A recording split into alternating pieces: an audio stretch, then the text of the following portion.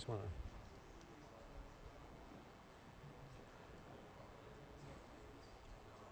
Good. Hi, everyone. Welcome back. My name is Ryan Boyd. I'm a developer advocate at Google on the cloud platform, and I'm serving as your MC here today. Next up, we have Chris from Google and Raphael from RightScale to talk about creating amazingly scalable games on the Google Cloud Platform. This pretty much ties together a lot of the technologies that we talked about in the first session of the day today. Ties together compute engine, app engine, BigQuery, and storage, all together to create games which scale really well. So, Chris? Thanks, Ryan. That definitely summarized it pretty good. So my name's Chris Elliott. I'm a solutions architect on the cloud platform team. And it's kind of funny internally at Google. We're a very engineering-driven company, so I often get asked, like, what do you do as a solutions architect? People don't really understand internally, but essentially work with people, with developers, helping build massive distributed systems to leverage the power of the Google Cloud Platform. And specifically, I work very closely with a lot of game developers who are just doing, the amount of things you guys are doing is mind-blowing, especially when you combine a platform like Google with amazing ideas. Every day I'm blown away by what people are creating. So this talk, amazingly scalable games on Google. And it really breaks down to 3 core messages. The first one is really speed. Speed not only in terms of development speed, of building up and deploying your game as quick as possible by not focusing on building out the core infrastructure, but also speed in terms of sheer speed of the platform. Technology like compute engine, developers are pushing it in amazing ways and really leveraging that powerful performance. Second up really is scale. Scale not in terms of the amount of huge resources Google has available. At Google I/O, we did a sort of a demo of how much that actually is, but also in terms of scaling correctly. If you only have 2 users and you're testing and getting the ball just rolling, you should only be using the resources that are required for 2. Vice versa, once you get to 1 million users, you need to be able to seamlessly scale up to that. And that's really the underlying message of the talk. And lastly, and most importantly, it's heartbreaking when you see amazing games with a huge amount of effort poured into them have issues at launch because they become successful. They're huge. Everybody wants to play them, and the back-end services cannot keep the game going. I mean, it's tragic. It's really about surviving that unexpected success or surviving traffic that's way beyond your craziest expectations and being able to handle that so that everything works out smoothly. And on that sort of morbid side note, the game plan really is to go over Google Compute Engine, because that really is a powerful feature for enabling a lot of things developers need to do on a platform. Next up is really the main show. It's how do you tie together all of these components of the Google Cloud Platform to solve really challenging problems? How to leverage each of the components to the best of their ability to focus on solving the right problems and leveraging the technology to where it performs best. And then finally, when you're building on GC, RightScale is a very compelling technology to help solve some challenging problems there, and we'll discuss how that fits into the reference architecture as well as how people are using it in general on Compute Engine. So without further ado, let's jump into the Compute Engine overview. And with this, it's a service we announced at last I/O, and it's infrastructure as a service. You get raw virtual machines to run in Google's data center. And I mean, honestly, is there anybody in this room who would not want their code executing in a data center like that? That's absolutely gorgeous. I mean, I've seen some pretty crazy data centers at past jobs that just were not where you'd want your code running, and that is one awesome-looking data center. There might have been a little bit of extra lights added for the photo shoot, but nobody's confirmed or denied that yet. But really what you're looking at leveraging with Compute Engine is utilizing Google's scale, their speed, and actually one of the most impressive things is the global footprint. The fact that we have fiber connecting all of our data centers, you start to lose the concept of having regions that are completely independent. You can actually have really great performance between regions, and you can view it really as just an interconnected grid of data centers all over the world. And when you leverage that, utilize that, it's very compelling. And throughout this presentation, there are really 4 guiding principles that come up time and time again. Consistency is huge. When you're building out on a cloud platform, if you do an implementation, a proof of concept, you need to expect that exact same performance from those instances, regardless if there's 1 or 100,000 instances spun up. And then with that, it's almost challenging some preconceived notions people have about cloud computing. There's some practices common on other platforms where you spin up 1,000 instances, you run performance tests, you see what that gets to disks, and if it's terrible performance, you throw it away. Don't do that on Compute Engine. You're wasting your time and money because the instance should perform exactly the same regardless of where it is, what's running on it. We strive always to go for consistency and have a consistent level of performance as opposed to a massive variable swing. And also, very important is security.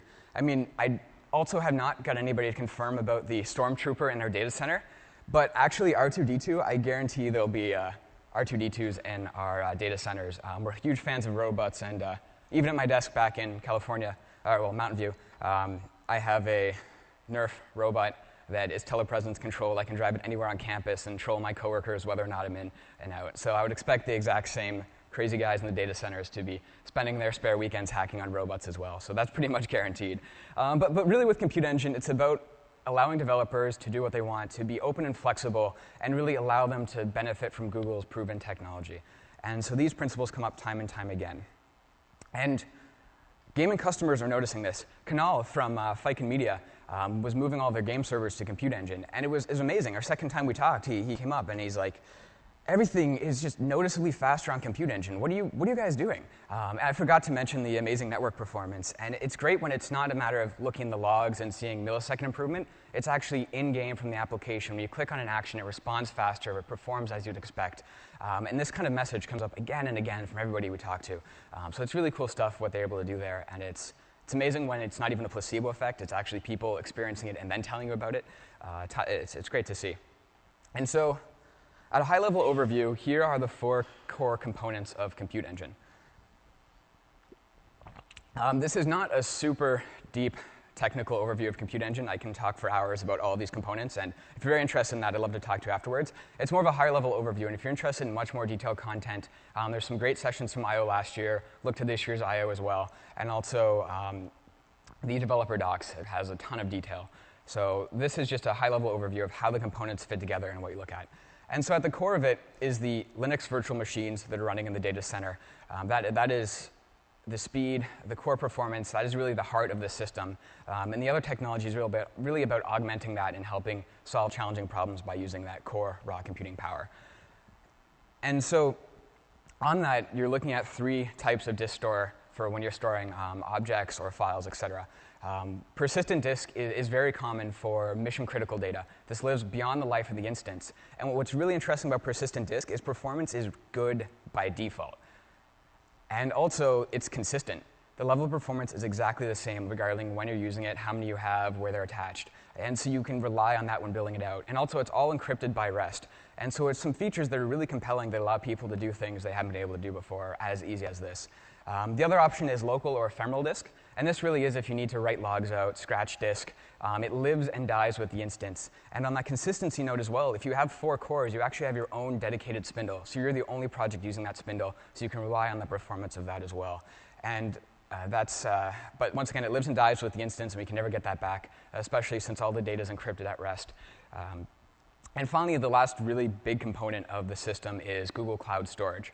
And this is, when you're building out large-scale distributed systems, this is really where you need to look to store game files, game binaries, all the assets there. Or if you have all these log files on your local disk, keeping them stored long-term in cloud storage to use for MapReduce pipelines later on. That's really how to think about these 3 core technologies and how they kind of fit together. And there's more on that later in the reference architecture.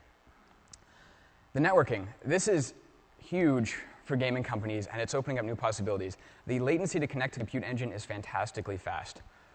I can't believe I just said fantastically fast. I think I stole that from Michael Mendiceri, who is up later. He loves using that word when talking about BigQuery as well. But that's an aside note, I guess. But the networking performance is great. And also within regions, the private network, being able to have a direct private fiber network between all of your instances and regions allows for very impressive throughput and very impressive latency. And so it's really the technology's there to enable these new kind of experiences with gaming and also make ones that previously didn't fit great in the cloud actually work well. And the last aspect really is the API. And this is built on tried and true Google RESTful API, OAuth 2. If you've ever used any Google API, you know exactly what to expect here. And as we're Google, we build on top of that exact same API when putting together command line tools, building out libraries, et cetera. So it's robust, it's true, and it allows you to actually access all of these items as you would expect. And so that's really Compute Engine in a high-level overview. But really, as a solutions architect, the key thing is thinking that it's not just compute engine. When building out on the platform, you need to think about all of the different technologies that are provided to make sure you leverage the ones that are best for doing the job you're actually tackling. And so the compute engine interfaces with a lot of the other products we provide as well. For example, if you want to use task queues from App Engine, which was talked about earlier, or if you want to put files to cloud storage, the command line utility to do that is already set. You can have that set up by default when creating an instance. So there's a lot of seamless connections here, and we're always working to make that even more seamless in the future.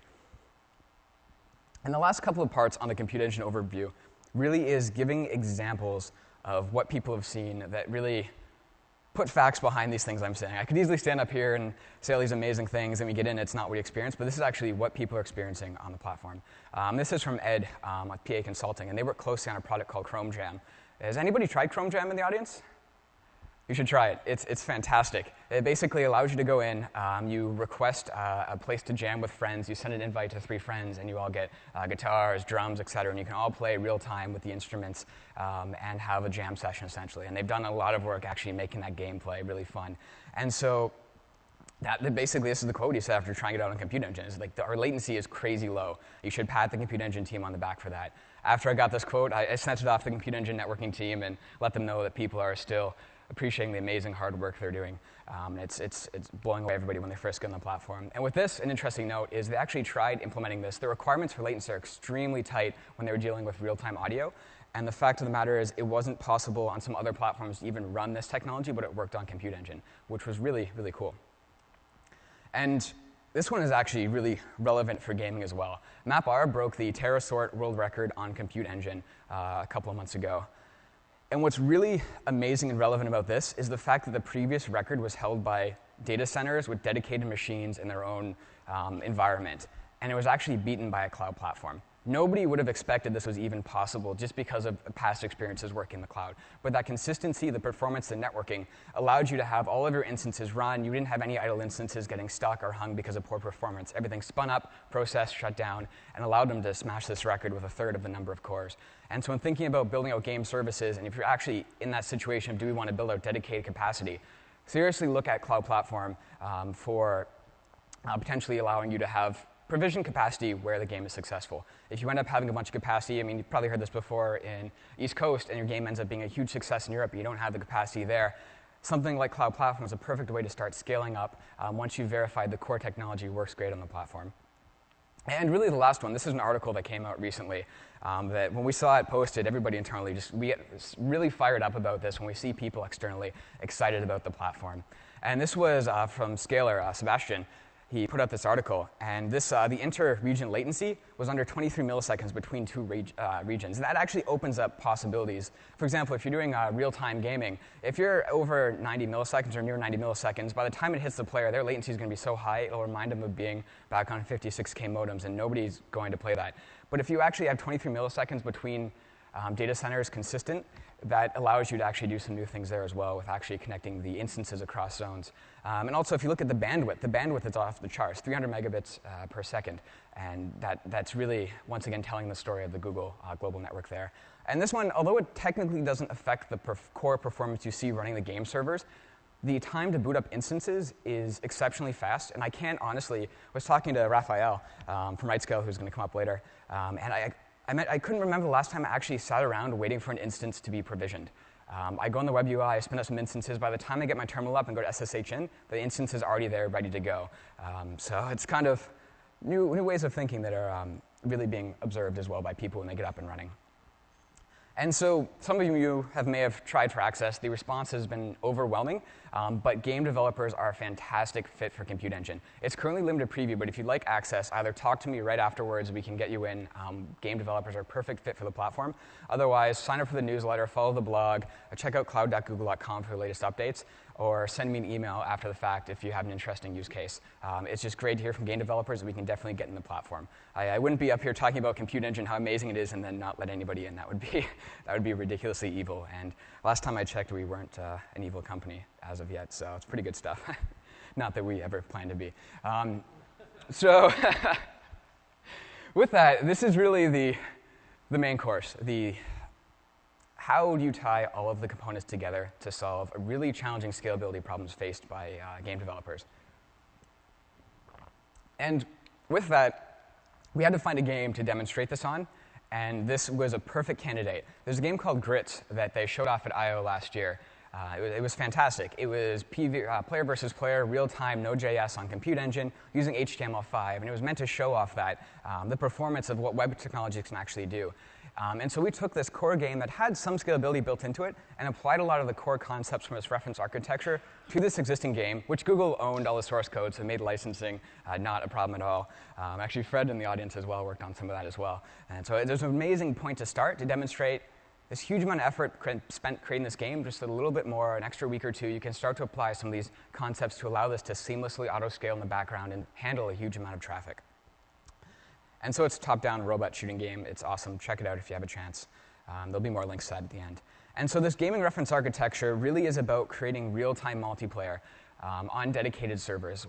Having your own binaries running on Compute Engine, providing low latency, TCP, full duplex connections to handle all of that streaming, running whatever existing software you want, while providing the scalability to go up to millions of users, handle a huge number of incoming requests. And really it's about building a full-featured gameplay experience.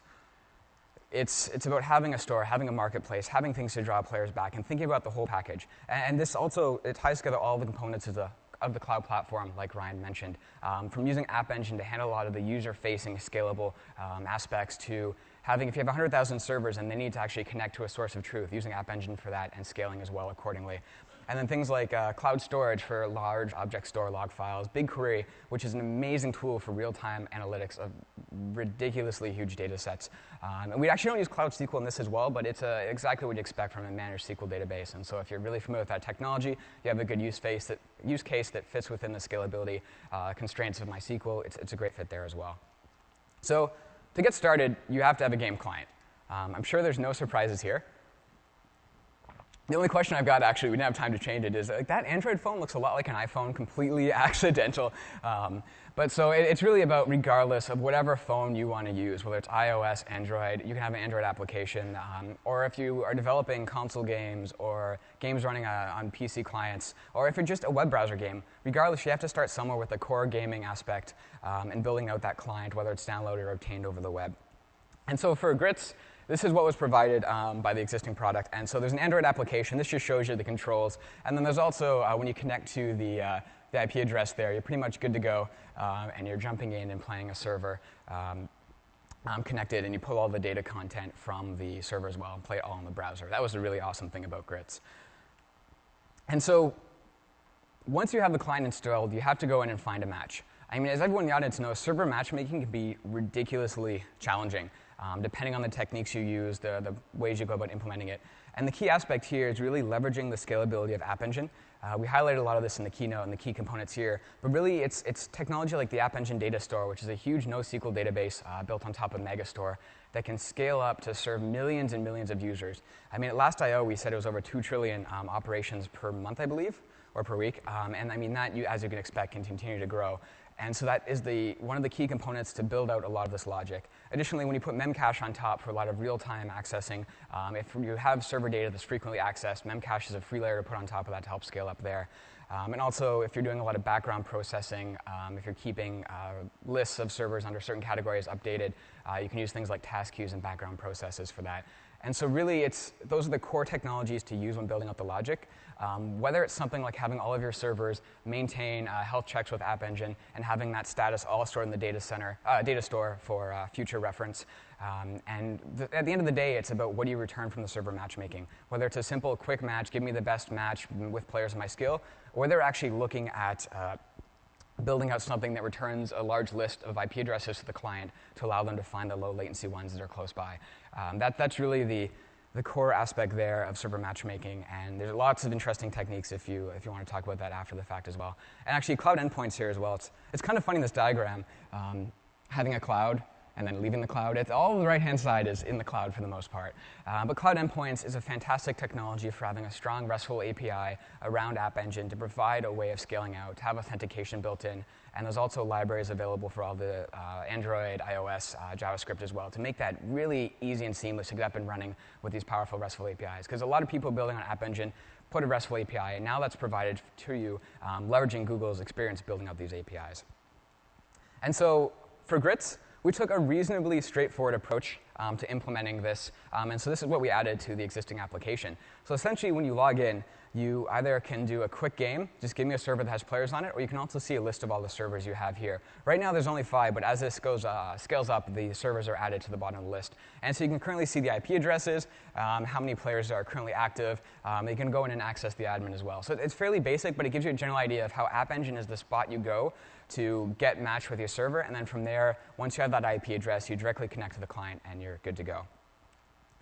And so the next aspect, and I mean, this is, as game developers, where the majority of the effort should be focused, is building those really compelling experiences running on the dedicated servers, having the full, running whatever existing software you have, the game engines that you develop on, having that full connection. I mean, this is where the player is going to spend the majority of the time, and having that deployed across regions is really compelling. Actually, a note on compute engine as well, the consistent performance is really important for dedicated game servers.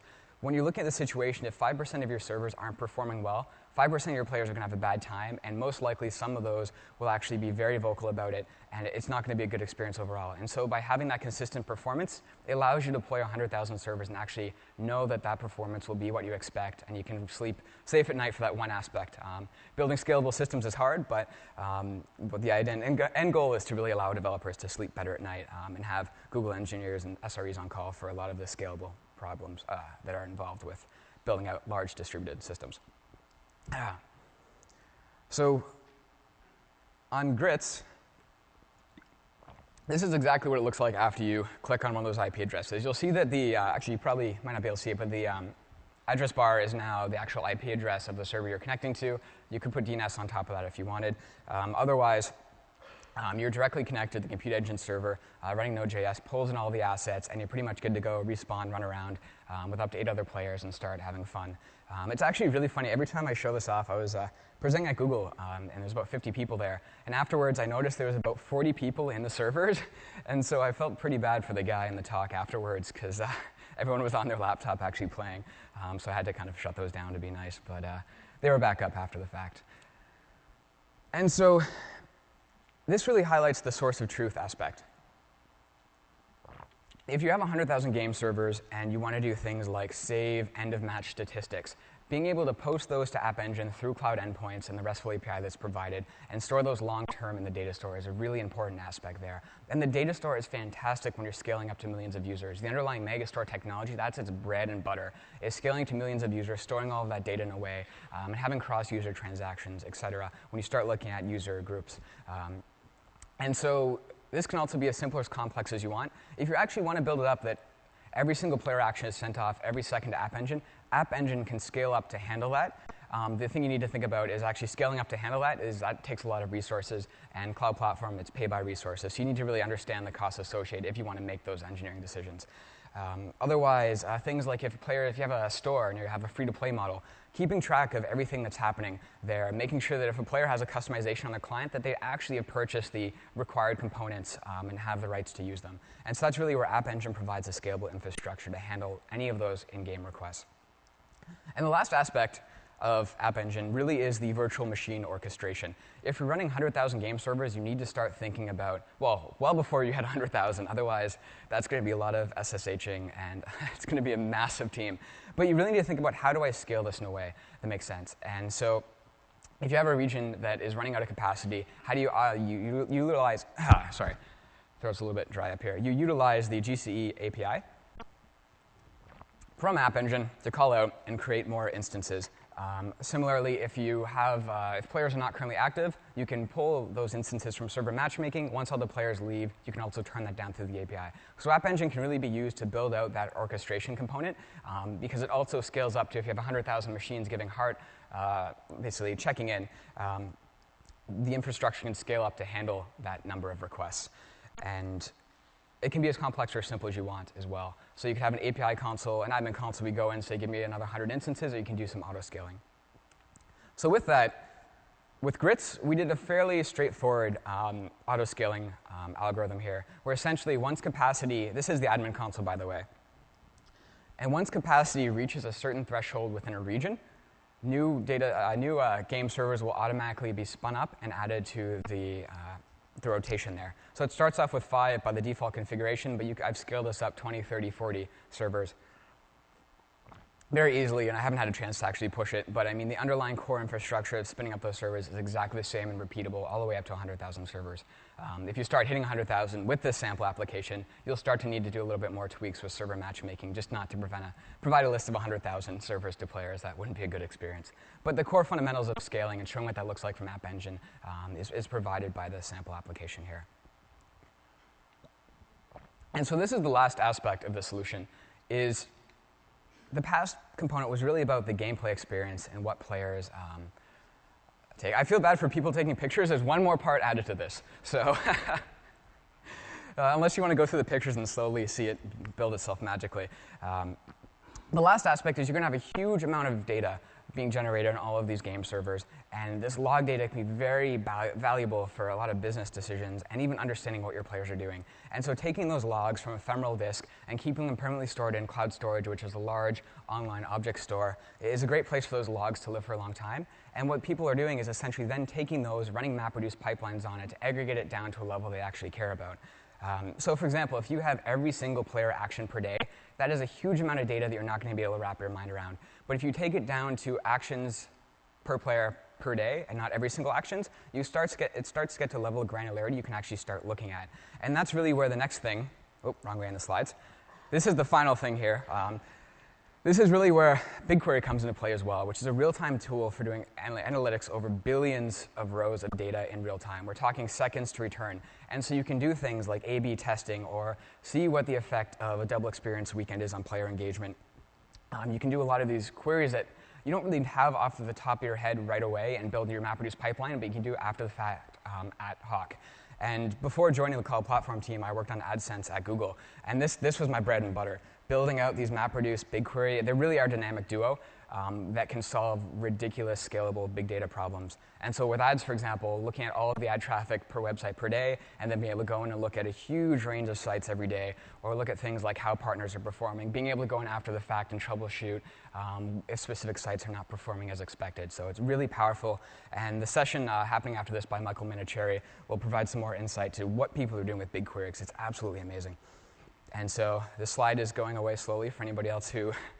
it's actually also published online if you want to look at it. There'll be a link at the end.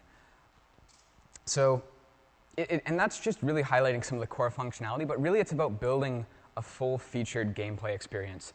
Having user profiles, configurations, seeing after-match stats, looking into player configuration, go in, build out your mechs as necessary, and starting to build in some social aspects, events, news feeds. If you're free to play, you're going to need to have some marketplace, even if you're not, to allow players to keep that engagement, to highlight really interesting things they can purchase, and build that into the core game logic, and start to build up friends and favorites. I mean, there's a million different ways you can build a full-featured gameplay experience to keep people coming back, and the platform of App Engine and Compute Engine can really scale to handle that and allow you to build that out in a way that you can be rest assured that it's going to scale out. And so, regarding grits, there's a dedicated game server solution paper I put out. It's available on cloud.google.com resources. You can find it there as well as other ones our team's producing. Also, the sample code is going to come very, very, very soon. We're literally about to press the button on it. And so keep an eye on the GitHub Google Cloud Platform for all the samples there, and to keep an eye out for the scalable grits example put in. And so now, I'd like to introduce Raphael on stage, talk a little about RightScale, how they play into this. He's a senior systems architect at RightScale as well. And so when looking at just that past example, by the way, anybody impressed with this? This is all Google Docs. I mean, this is Google presentation. I wanted to give the audience 3D glasses, but marketing didn't really approve of that. So, but really, when looking at RightScale, this is where one of the examples where it can come into play to solve some amazingly challenging problems with scalability. So, orchestrating virtual machines can become very complex as you scale. And although you could build out an app engine, if you're familiar or you want to leverage tools like RightScale, it's a perfect place to come in and start managing, scaling up all of these game servers in a way that's repeatable, easy to monitor, easy to manage, easy to just overall keep it up and running with speed and leveraging the performance. So on that, hand it off to Raphael. Thank you, Chris.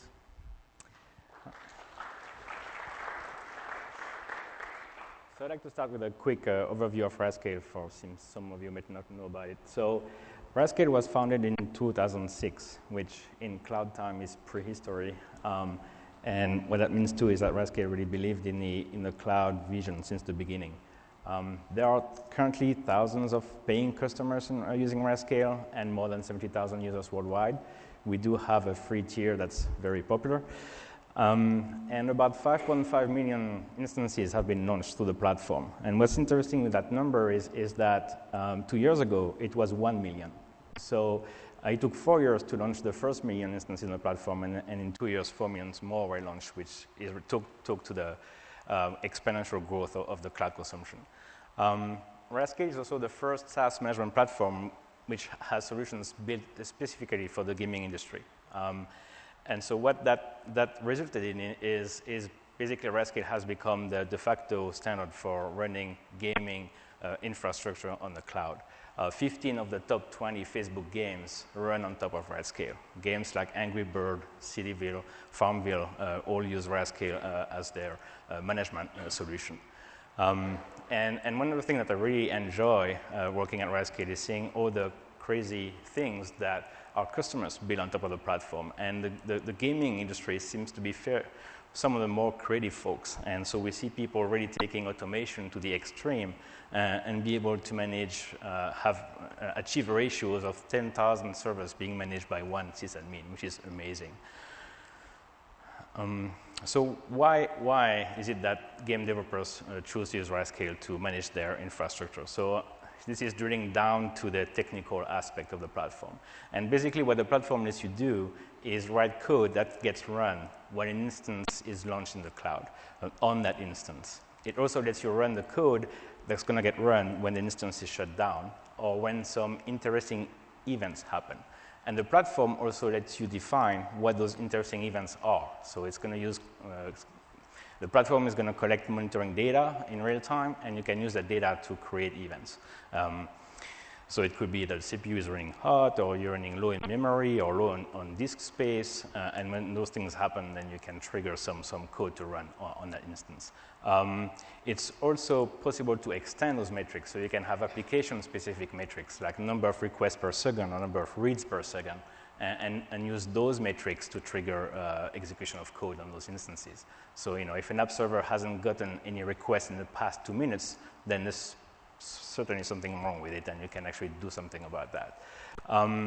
And finally, what RightScale lets you do is take all those rules, all those alerts, and all this code, and wrap that into a single unit, which we call a server template, and lets you share that server template across your teams. So if you have an organization that's building multiple games, and that have similar infrastructure requirements, you get to actually share a lot of that code and a lot of that configuration logic.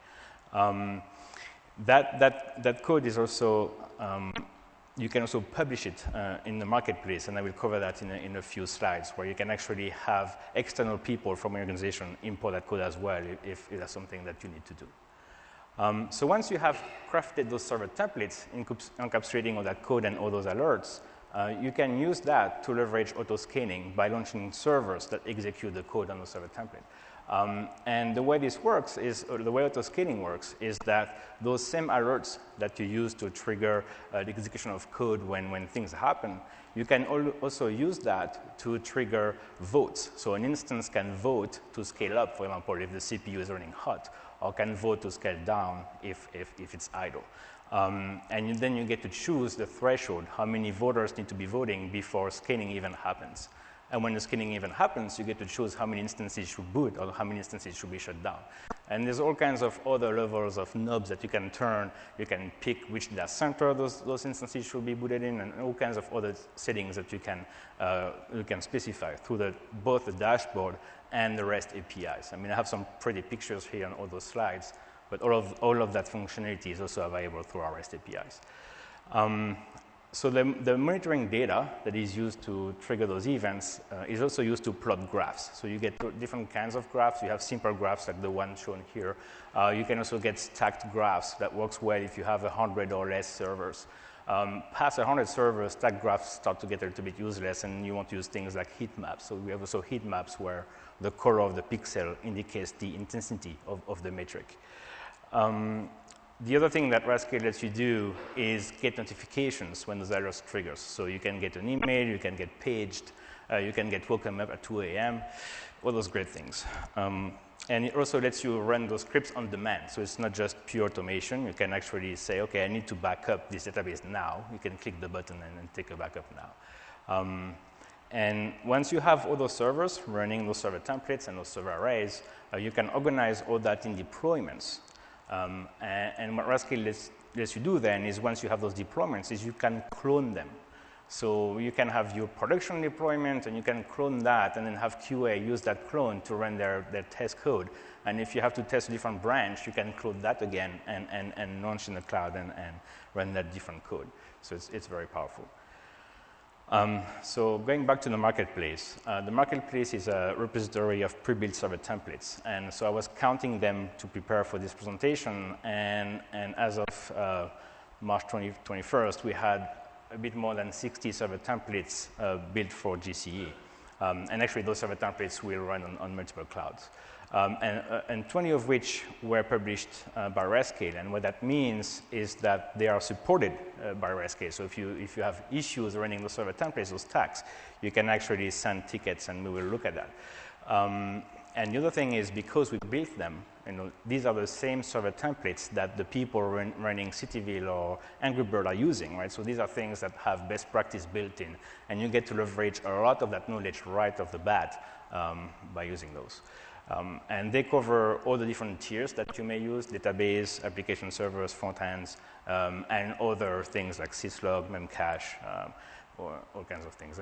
And we also have a lot more server templates that are going to get ported to GCE little by little. We have a bit more than 400 server templates in the marketplace, and they are all going to get ported to GCE little by little. So at the end of the day, what all that means is that you spend less time managing your infrastructure and more time actually on your games, which is what you want.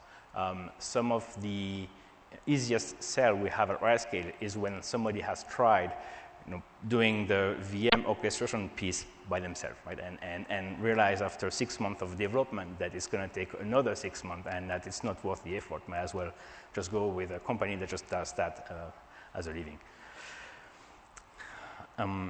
So going back to GCE and Google, today GCE is completely integrated within RightScale, so all the features that RightScale provide are available on GCE. And that's really awesome because you get an incredible infrastructure, and on top of that, you get the flexibility and the power of RightScale. And one little anecdote here is about 3 weeks ago, we released a new revision of our server templates. And that meant that we had to launch about 1,000 servers to test all the various combinations of clouds, platforms, software stacks, so MySQL using Ubuntu, MySQL using CentOS, all of those different combinations. And consistently on all those platforms and all the software stacks, GCE has been the faster cloud. So I think it's a testament to the quality of the cloud. Now you get that quick setup that the cloud provides you with, and on top of that you get the ability that RightScale provides to clone those deployments, and you end up with something that is really powerful, where you can take your entire infrastructure and duplicate it in minutes, right? That's basically the time it takes to clone and launch. About 2 minutes, and you have your entire infrastructure just replicated and available for testing.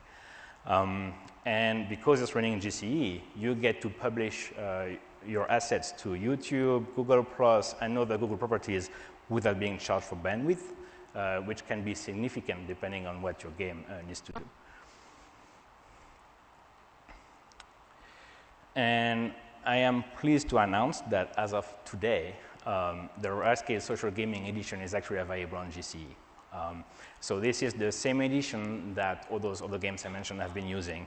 And what you get with that is both a set of software stacks pre-built, server templates pre-built for you to use, but also, and maybe more importantly, you get support and services from RightScale. So you get an onboarding package where you get to work with the same people that have worked with those other games. So you get to leverage a lot of expertise right off the bat.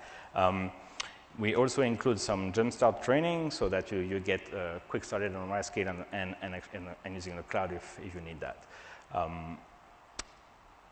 And so I think the website is being built as I speak, so it's not available just yet. So check back on rightscale.com during the week. It should be there in the next few days.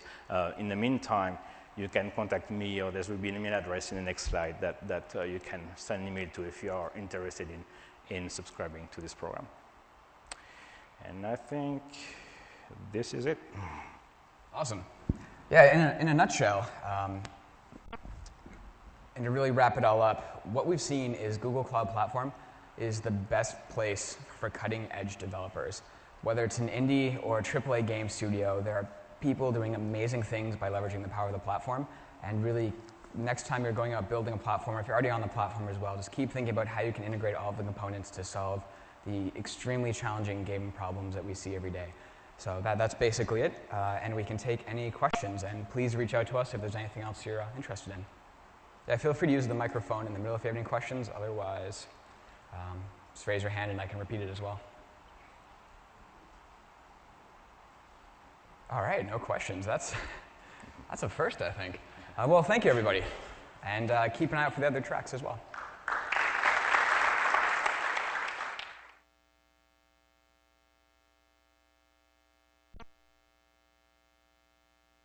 So I wanted to say, everyone, we do have some swag up here. We have some shirts, some App Engine shirts, as well as some stickers for Compute Engine. You're welcome to come up and get yourself a shirt and a sticker. And the next session will begin at 3 o'clock, which is Understanding Your Players Using Real-Time Data Analytics, which is Michael Manicherry talking about BigQuery, as well as the folks from Stack talking about how they've built their game analytics solution on top of BigQuery. Thank you.